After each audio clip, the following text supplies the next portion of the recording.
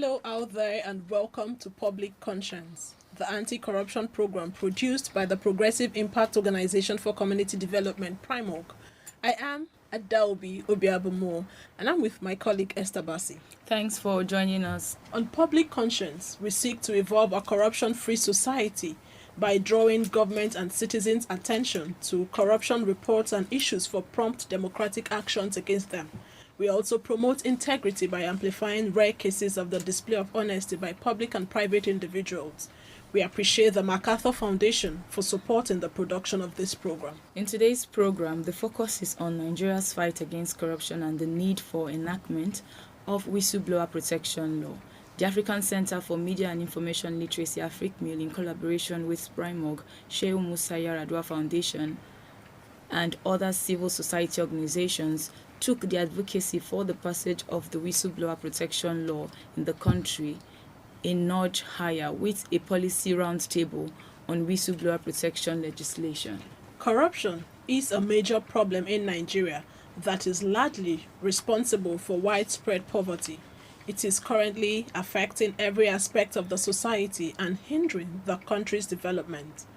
The Nigerian government under former President Muhammadu Buhari came up with a whistleblower policy in 2016 and other measures to fight corruption.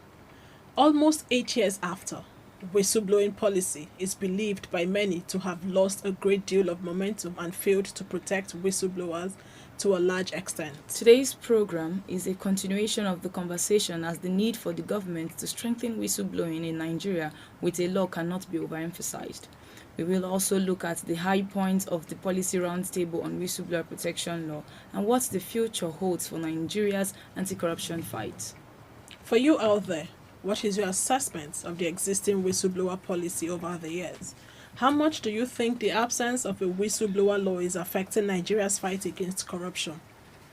Be ready to join us through phone and text messages during this conversation. The WhatsApp phone line to send your message is 0902-265-6167. That is 0902-265-6167. Please indicate your name and your location when sending your message. This number is for messages only. Please begin to send your messages as soon as possible to 0902-265-6167.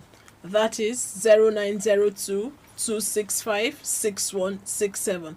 We will give out the numbers to call shortly. If you just joined us, the focus is on the need to enact a whistleblower protection law in Nigeria. As we said earlier, AFRICMIL, PRIMOG, and other partners have continued to advocate for the passage of the whistleblower protection law in the country. We will not relent in having conversations around strengthening the fight against corruption. And joining us in the studio to talk more about the advocacy for enactment of a whistleblower protection law in Nigeria is the Monitoring and Evaluation Officer Nkechi Ugu at AFRICMIL. That's the Africa Center for Media and Information Literacy. You're welcome to the program. Thank you very much, Adobe. As we progress with the conversation, we would also talk to Nnamdi Odo, who is the Program Officer at Clean Foundation.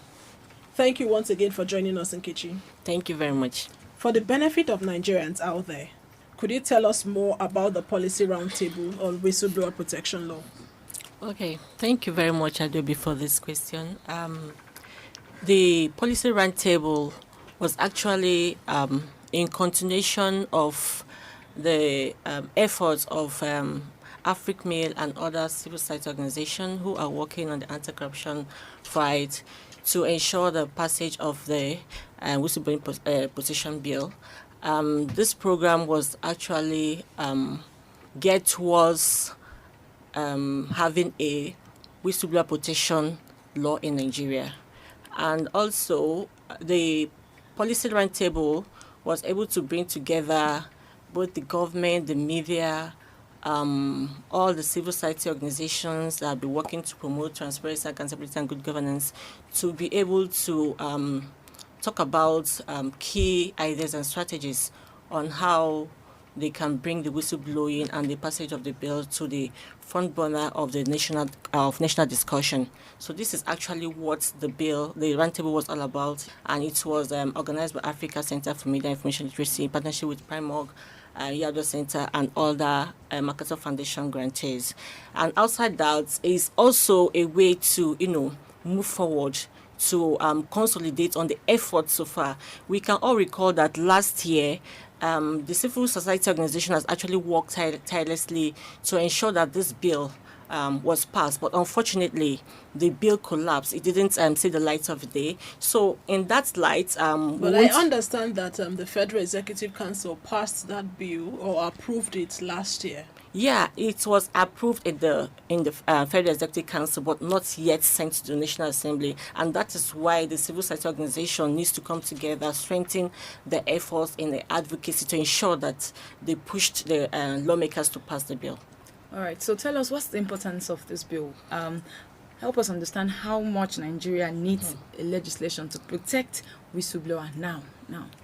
Well, the passage of the bill is very, very critical as it is right now, because citizens, based on, I think I've been working on I've been working on supporting the policy, whistleblowing policy, for the past 6 years, and based on our survey that was conducted last year to actually ascertain the impact of the whistleblowing policy, it was this the founders has shown that citizens are willing to blow the whistle, So for me, I think where there is a willingness, there should also be a willingness to blow the whistle. There should also be a protection, to also encourage this willingness of the citizens, So I think for me, it is very important and critical now, because Nigeria is actually facing a lot of hardship, from the removal of the fuel subsidy down to cost of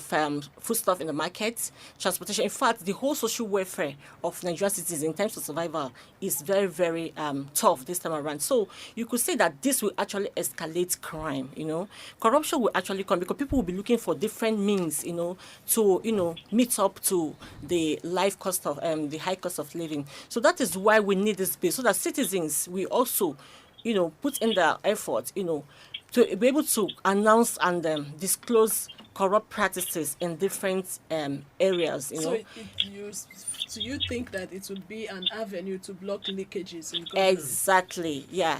Of course, it would be a very good avenue to block leakages in both the private and the government sector. All right, just hold your thought there. Let's speak with Nnamdi Odo, who is the program officer at Clean Foundation. Nnamdi, welcome to today's program. Thank you. Okay, it's been described as years of motion without significant movement as far as strengthening the whistleblower policy is concerned. What is your assessment? Okay, thank you so much. For me personally, I align myself with that motion, with that movement, because the whistleblower policy was enacted in 2016, and with the implementation, we saw how the anti-corruption agencies latched onto that, and there were great discoveries. And you will agree with me that the corrupt people in the country felt that it shouldn't translate to law, and that has hampered all efforts to ensure that it becomes a law, not just a policy. You see snakes swallowing money and all of that happening at that time, and we felt that that is the way to go, and stakeholders began rallying around to see that it's not just a policy, that it becomes a law. But because of vested interests at the high levels, the effort to translate that into law is being thwarted at the national level.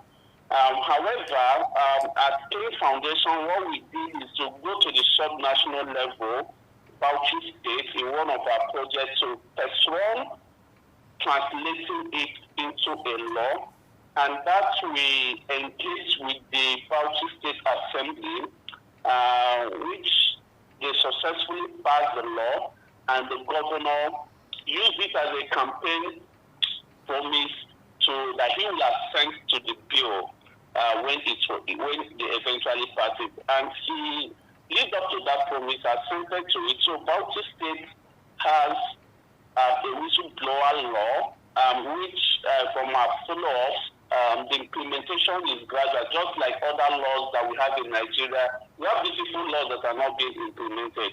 So even when we cross this stage of pushing for the national passage of whistleblower law, you're still going to have this challenge at the level of implementation. And that is why I said I align myself in that assessment that it's actually a motion without movement. Okay, so you said earlier that efforts were thwarted, right? So I want to know, what do you see as a major hindrance to getting legislation to protect whistleblowers in Nigeria? It's lack of political will to do the right thing. It's lack of political will to do the right thing, because I believe that when you have a National Assembly that has majority of members from one political party, and you have the executive, so if they prioritize the whistleblower law, they can introduce it as an executive bill if that political will is there.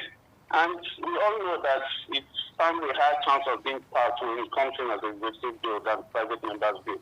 So we need to continue to push so that the needed political will to get it passed is given to it. If not, since 2016 up till now, that's almost 8 to 9 years down the line. We are still pushing to get it passed. So telling you that the powers that be are not interested in it.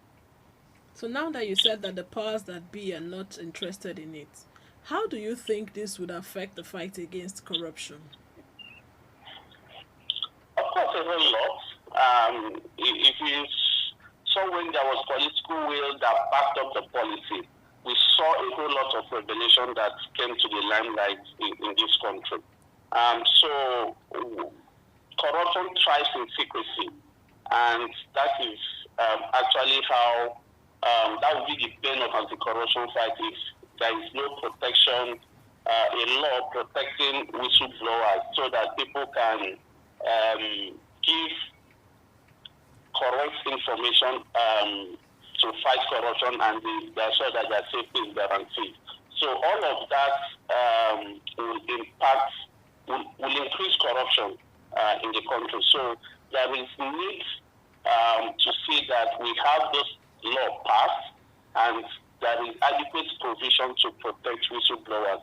Without it, Nigeria will continue to record increase in corrupt activities. Okay, thank you for your submission there. But whistleblower bill or the legislation, it's an anti-corruption tool. It is also a human rights issue, talking about the freedom of expression. So as citizens, we have the right to express ourselves. We have the right to report acts of corruption when we see one. But now that we do not have the whistleblower protection law, how do we encourage citizens who may think that because there is no law, they may not want to blow whistle? But again, it's the onus is on them to blow the whistle. How do we encourage them, despite the fact that we do not have the law at the moment? I think there are still people who are blowing the whistle, people who are submitting petitions to the anti-corruption agencies. What you see has been the choose and pick approach to investigating some of the petitions. If you go to EFCC or ICPC, of course, you will see tons of petitions written by Nigerians. That's why the fact that there is no whistleblower law. These anti-corruption agencies still receive petitions from courageous Nigerians. But the citizens can only stop at petitioning. The onus of investigation lies with these agencies. And how far they carry out these investigations is a story for another day. So that's why the fact that there is no whistleblower law you still see courageous Nigerians trying to report some of these corruption activities, but the outcome, I know you in the media space, you know much better than those of us in the civil society aspect. So I will continue to encourage people, but those that have even tried to write petition against some corrupt practices, how far did they go? Mm-hmm. How far do they go? Or did they go? Thank you for that. But what would be your advice to the government on this advocacy? Well, it is not late for the government to say enough is enough to corrupt activities that has impacted negatively to Nigeria across each sector. It is not late. If the government decides to wake up and say enough is enough, let's give this the right attention it deserves. They can start by introducing an executive bill to see the legislation passed, then we'll now take it off at the level of implementation, ensuring that these anti-corruption agencies have the necessary capacity and independence. But there is an existing executive bill, the one from PICA, that's the Presidential Initiative on Continuous Audit, which the Federal Executive Council passed last year, but unfortunately, it didn't get to the National Assembly.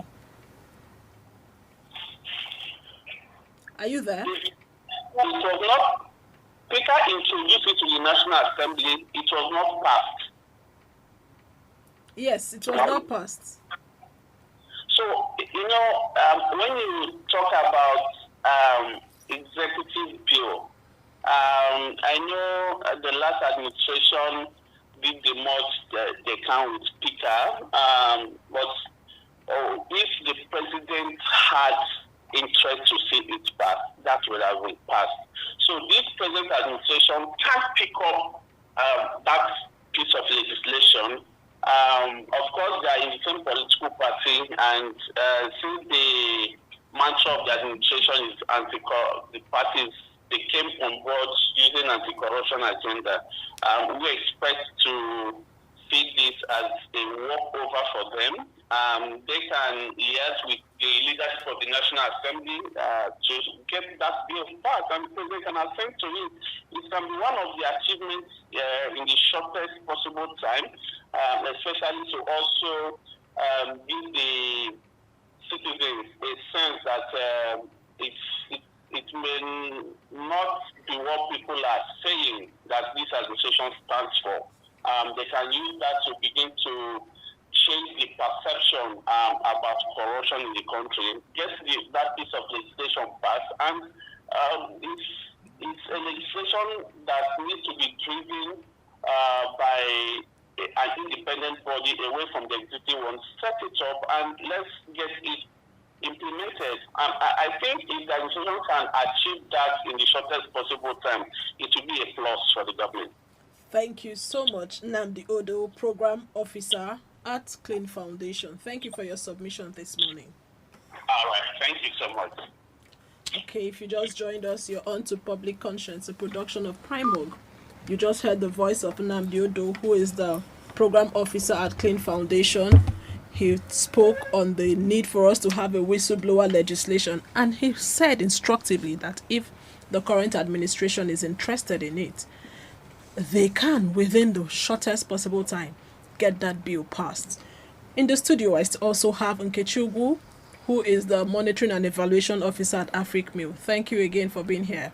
Thank you for having me.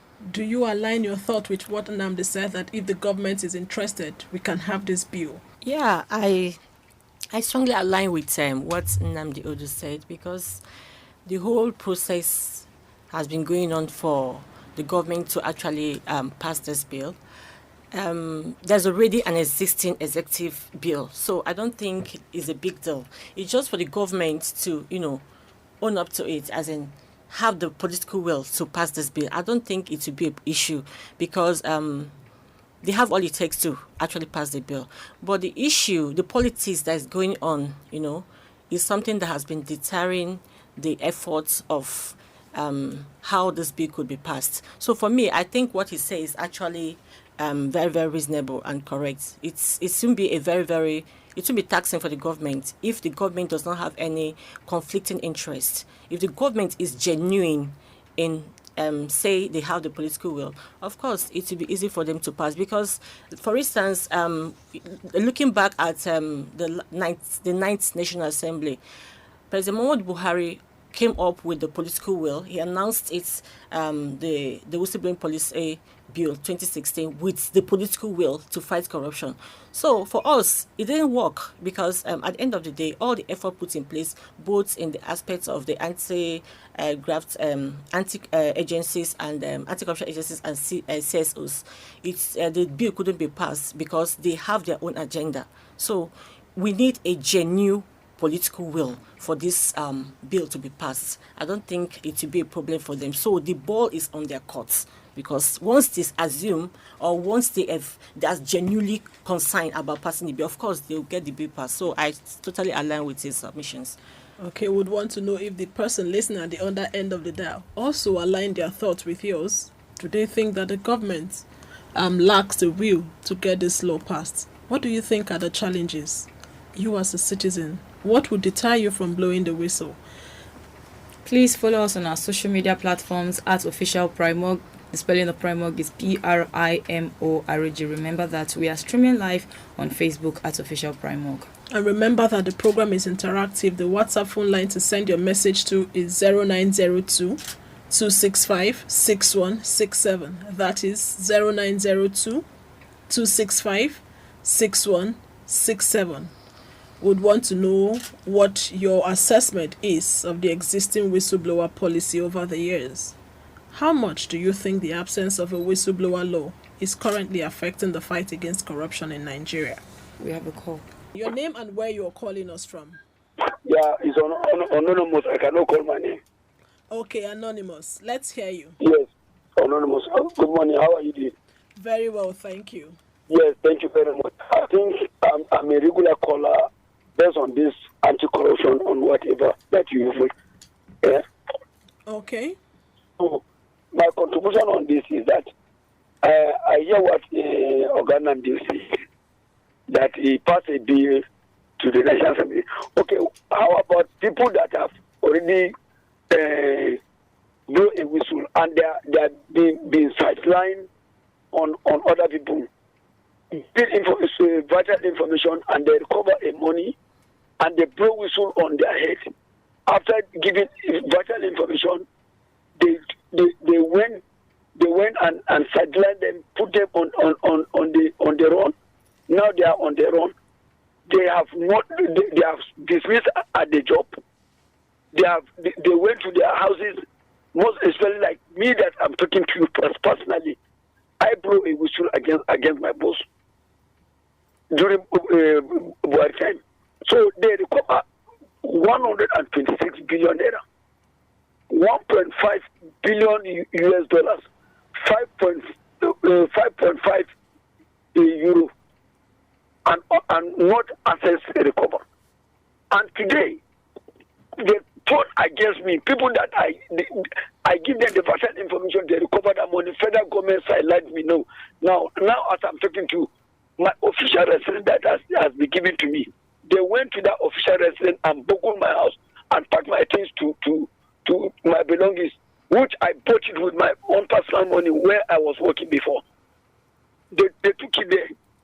Nobody said anything about it. I go nowhere. I cannot get contact with anybody.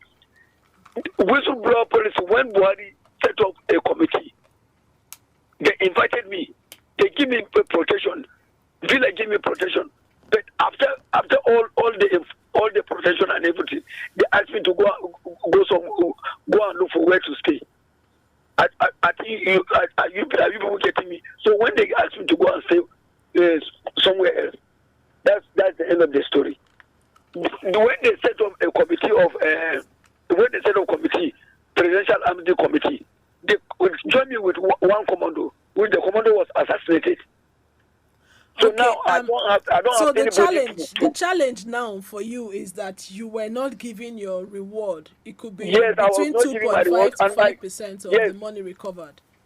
yes, and now if I cannot if I cannot able to get what the federal government recover, okay. How about my house, my official residence that they give to me?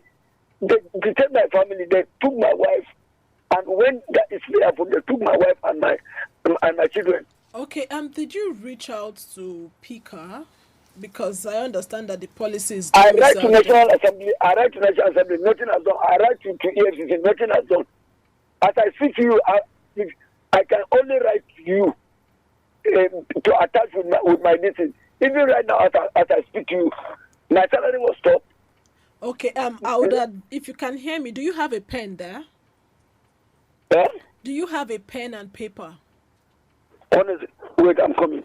Okay, just keep listening. We will call out the numbers again. You can send us a message. No, I have the Primo number. I know you people office. I went to your office once. That was 2000 and what? I went there. Your organ did not listen to me. You cannot say that he did not listen to you. I went to your office, which I don't want to call your office.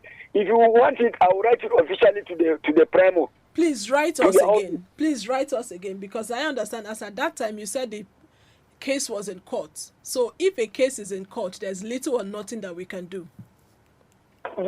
Definitely, I will write. I will write because this is the time I want to give it a time to other people to call.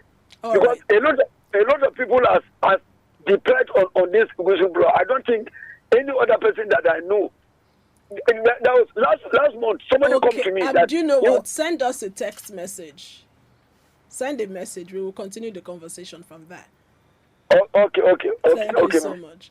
I remember your case vividly. You said that the case was in court. And if a case is already in court, there's little or nothing that we can do from our end. Hello. Hello. Your name and where you're calling us from. All right. My name is George. I'm calling from Nasarawa here.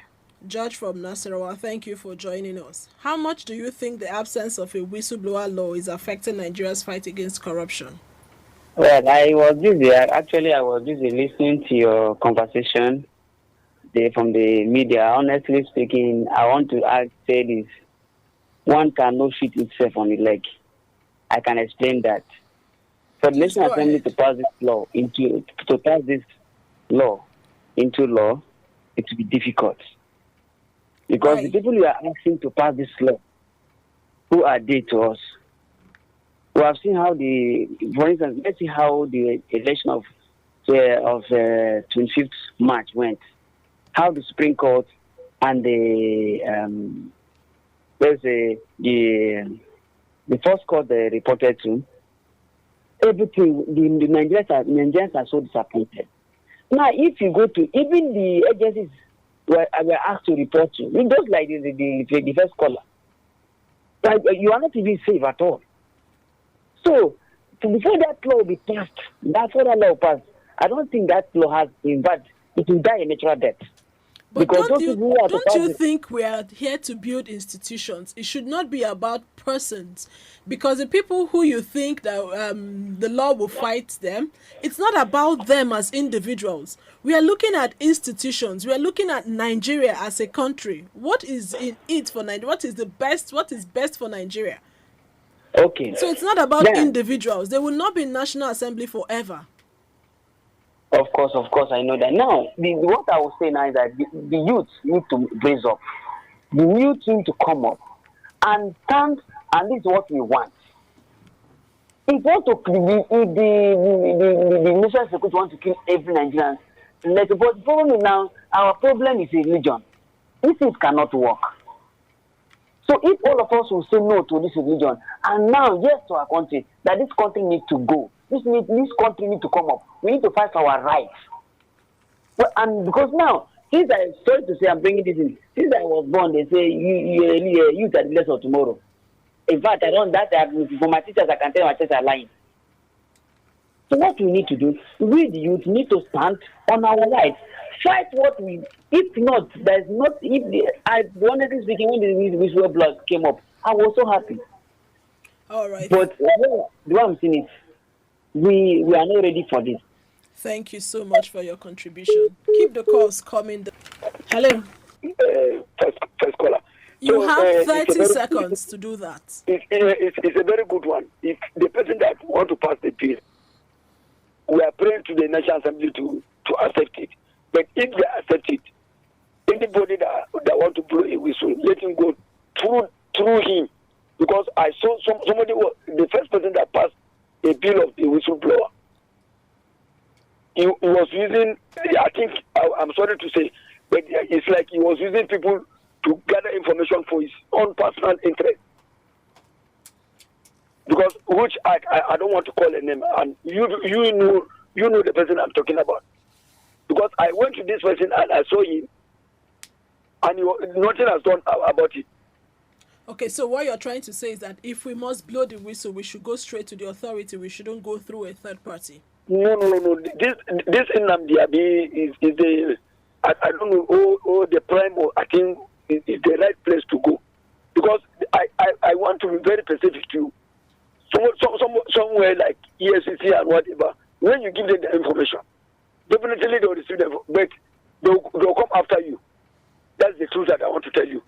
Okay, because so you, prefer to go through organizations or CSOs? Yes, it's better to go through organization.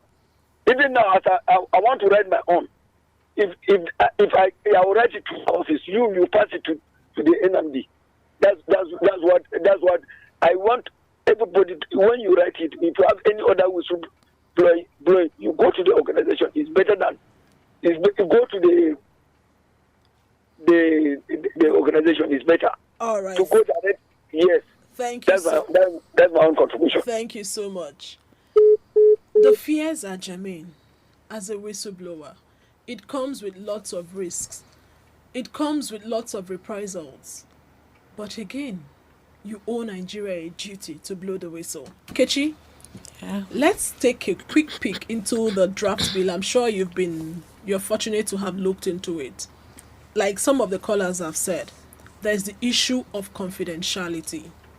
The identity of the whistleblower should not for any reason be revealed because of the consequences and the amount of exposure that a person wants to reveal, amount of crime that a person wants to reveal.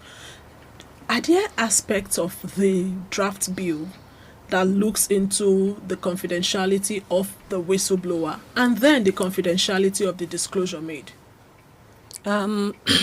Just as you've asked, I think there are aspects of confidentiality in the whistleblowing policy, but the problem is regarding the authorities, those who are responsible to take after those disclosures. Most times based on the activist engagement with the citizens, most of them will always say they don't have the trust, lack of trust, on blowing the whistle to the anti-corruption agencies like ICPC, EFCC, because most times they found out that their disclosures are being leaked. So there are actual provision, but the confidentiality is actually not in practice to some reasonable extent, because after disclosing this corrupt practices, disclosing corruption and fraud and all that, they still go about leaking this the informations out there, and the prospective potential whistleblower will be indicted and facing a lot of reprisals. So for us in AfricMail, we looked at it, and as an organization that has been supporting victimizations of whistleblowers who have been victimized, what we do is we try to guide them on how to blow the whistle properly, because at times also the citizens are also being accused of being the architect of their problems. Most times they also open their mouth and start saying, leaking out the whole issue out there. So what we do is that just as the last speaker talked about, that they prefer going to organizations, AfricMail is also open to that, because we feel that these people need to be well, properly guided, because you have to tell them, say, this is very confidential. If you let out any information out there, you are endangering your life and that of your family. So AfricMe is actually working on that, encouraging citizens to come to us to blow the whistle, because we know that definitely we are also supporting them so that they won't be victimized. So I think there is actually a problem. There's a provision, but the provision is not strong enough. We're looking at the confidentiality of the whistleblower and then the disclosure made. One of those times that we had conversations with the anti-corruption agencies, one of them specifically said that at times the whistleblowers are the architects of their own problem. You have blown the whistle to ICPC. So one of the anti-graft agencies said, when you blow the whistle to them, don't be in a hurry to get results immediately, because they need to conduct their own independent investigation. That most times what they found out is that some of these whistleblowers are in a hurry. So you blow the whistle to ICPC. After 2 weeks or 1 month, you go to EFCC. You have not gotten the results you need. You move to journalists. You keep moving about telling everybody what you have done. So that in itself exposes the whistleblower. That in itself exposes the information that should be confidential. So what should the whistleblower do? Well, in this case, this is where some of these civil society organizations that are working on whistleblowing has to come in. I think they should scale up the level of sensitization to the citizens out there. This is something they need to know. Actually, you don't need to go from pillar to post, from one agency to the other, in order to make your disclosure. So we in Africa, just as I said earlier, we are actually trying to see how we can organize activities, programs to educate these people on not to go out there to expose themselves, because it's actually a dangerous thing to blow the whistle in the country, So I think it's something that that requires enough sensitization, because a lot of them are actually not sensitized enough. And again, another point I want to point out is, fine, there's a need for investigation, but there's also the issue, there's when something lingers for so long, we are human beings, we tend to lose it, and before you know it, investigation takes time. Yeah, it takes time, but at times this anti corruption agencies prolong it for so long, and again there should be an update if they carry them along. I believe when they carry them along, that's feedback mechanism in terms of this investigation. It also helps to calm their tensions and all that. They'll be able to be patient and wait for results. So I think the anti-corruption agencies also has to come in this matter by trying to work hand in hand with the potential whistleblower, so that they're able to exercise patience, and also they also have to do the education too. Tell them, please, you have to keep your mouth shut, as we go on this investigation, because anything you do outside this will also jeopardize your interest. Okay, so what should be the motive to blow a whistle? Because I think all of these things center on motive. Does a whistleblower, what should be their motive generally? Well, the issue of whistleblowing is actually a fundamental human right, and it is being motivated. It has motivated based on patriotism. Do they understand that fact? Yes. Yeah. To some reasonable extent, there are people who understands it, and there's some people who doesn't. But that doesn't stop the fact that it is a fundamental human right. For one, I would like this issue of reward shouldn't be at the forefront of blowing a whistle, because Nigeria is an entity for all.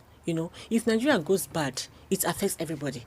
So when we come out to blow the whistle, we should come out with all honesty, and commitment, seeing it as a responsibility, not looking out for the money. Even the reward is just to encourage you.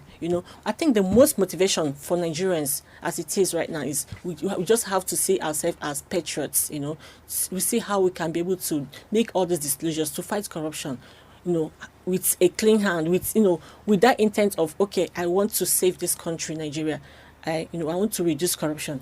So should be the motive and not the reward. Patriotism. Patriotism. The numbers again to call are 090 30,000 899, 080 998 770, and 0809 40,000 72.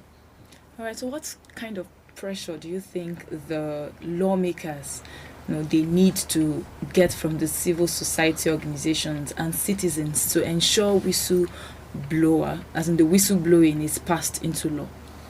Well, when it comes to pressure, it has to come from both sides, both the citizens and those who are working, like the CSOs who are also standing on the gap of pressurizing the citizens and the government to pass this bill. So the pressure has been going on. Like I could remember different kinds of efforts, activities that have been that came up last year in terms of putting pressure on the government, but it still did not work out. Well, I think that there shouldn't be a step aside on this effort. We need to consolidate on this effort. So I think the pressure should be more. There should be this rigorous pressure. We shouldn't allow the tempo to go down anymore, because this is a new administration. So we have to start now, not at the tail end. We begin to talk about going helter-skelter, that the administration is coming to an end, like what we did last year. What specifics should they be? I think specifically we need to intensify our advocacy.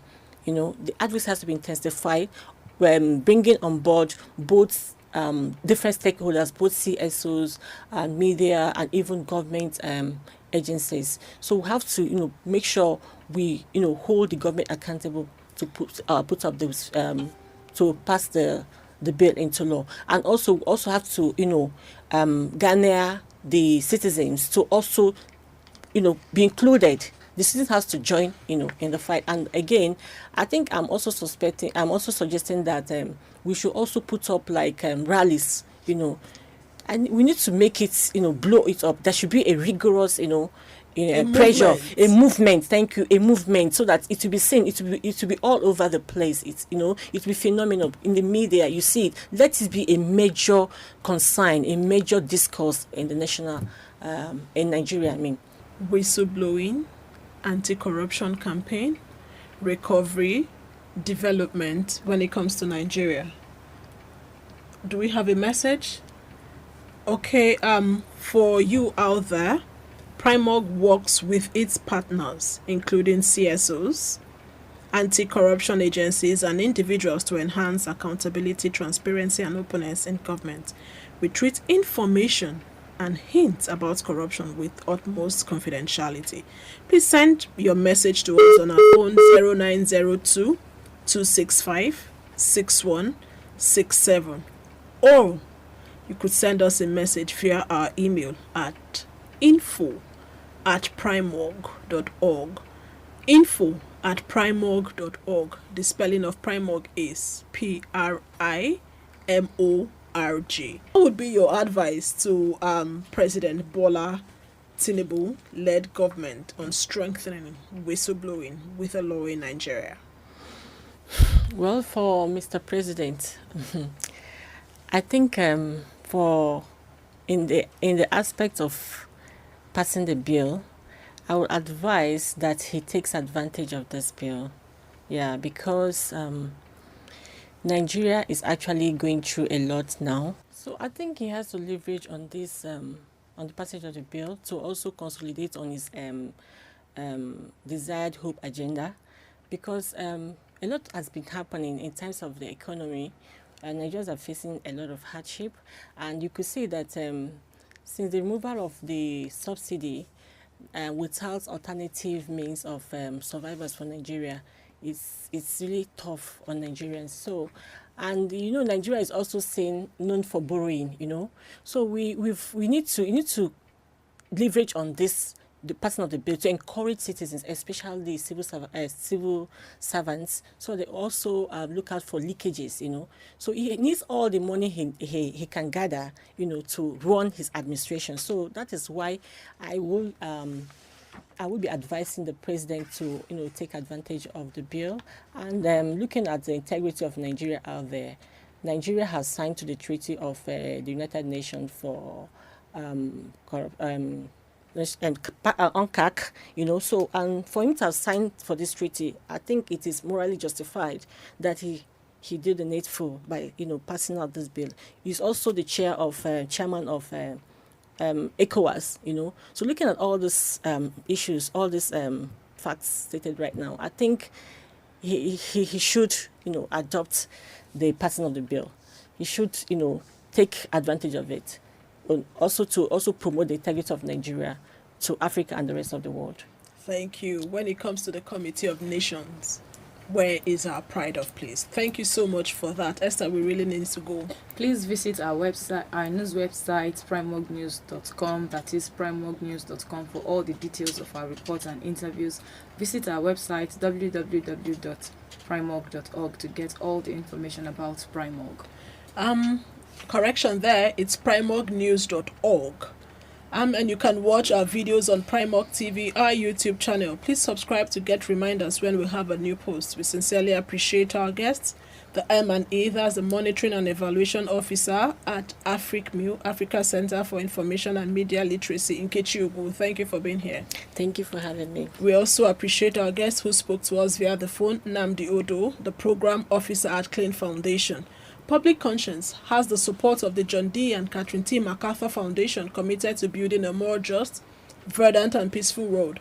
Get more information about the foundation on its website, macfound.org. Join us again here next week for another episode of Public Conscience. And remember to follow us on Facebook, Twitter, which is same as X, and Instagram at Official Primorg. I am Esther Bassi.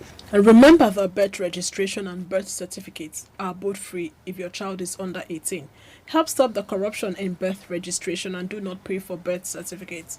Also remember that you can give us information or hint about corrupt acts through our phone at 0902 265 6167 or info@primorg.org. I am Adaobi Obiabumo. Thank you for listening.